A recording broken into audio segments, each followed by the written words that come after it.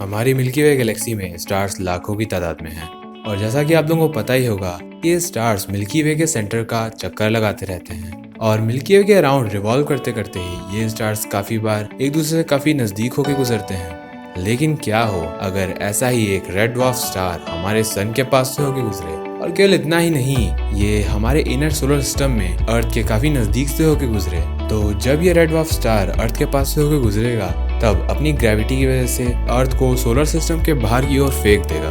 तो हेलो दोस्तों, मेरा नाम है मयंक और आप देख रहे हैं विजन ऑफ स्पेस। तो अब चूंकि अर्थ सोलर सिस्टम के बाहर की ओर चल पड़ा है, तो जब तक वो मार्स के ऑर्बिट तक पहुंचेगा अर्थ का एवरेज टेम्परेचर -50 डिग्री सेल्सियस तक गिर चुका होगा और जो लोग भी इस समय बचे होंगे वो कुछ ना कुछ जला के अपने आप को गर्म रखने की कोशिश कर रहे होंगे। और आगे बढ़ते हुए जुपिटर के ऑर्बिट तक पहुंचने तक अर्थ का एवरेज टेम्परेचर -150 डिग्री सेल्सियस तक गिर चुका होगा। और मुझे कहने की जरूरत तो नहीं है, लेकिन अब तक अर्थ के सरफेस पे जो भी जिंदा जीव थे वो सब खत्म हो चुके होंगे।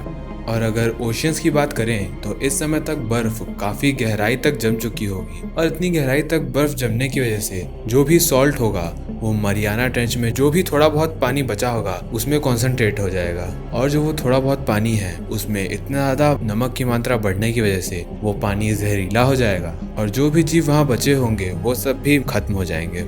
लेकिन कुछ एक्सट्रीमोफाइल जैसे कि टेडिग्रेड वगैरह ऐसी हार्श इन्वायरमेंट में भी अपने आप को ढाल के बच जाएंगे। और अगर हम लोग जमीन के अंदर चलें तो वहाँ मौजूद जो बैक्टीरिया हैं उन्हें शायद कोई फर्क भी नहीं पड़ेगा, क्योंकि अर्थ का कोर बहुत ज्यादा गर्म है और धीरे धीरे ये अपनी गर्मी रेडिएशन के फॉर्म में बाहर छोड़ता है और इन्हीं रेडिएशन की वजह से वो बैक्टीरिया अपने आप को गर्म रखते हैं।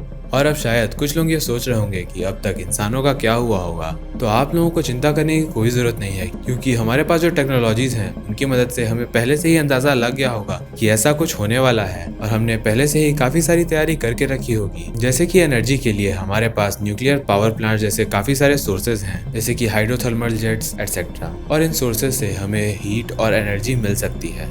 और इसी तरह हम थोड़े गर्म एनवायरनमेंट में रहने के लिए अंडरग्राउंड बंकर्स बना सकते हैं और इस तरह से हम अर्थ के कोर से निकलने वाले रेडिएशंस को भी यूटिलाइज कर पाएंगे। और अब आगे बढ़ते हुए हम जैसे जैसे सैटर्न के ऑर्बिट को क्रॉस करेंगे तो थोड़ा आगे बढ़ने के बाद हमें अपने एटमॉस्फेयर में कुछ फॉगी सब्सटेंस दिखेगा।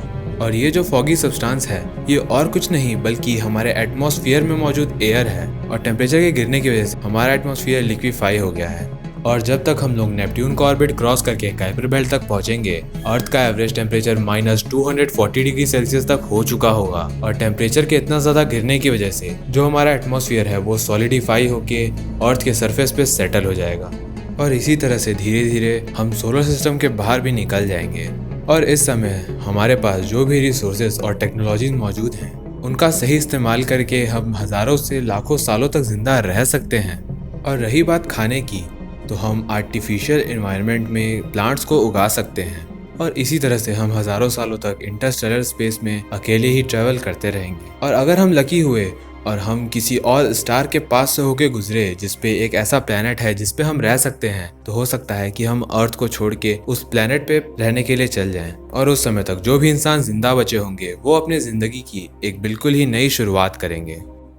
और फिर उसके बाद हमारा प्लेनेट अर्थ इंटरस्टेलर स्पेस की डार्कनेस में अकेले ही घूमता रहेगा।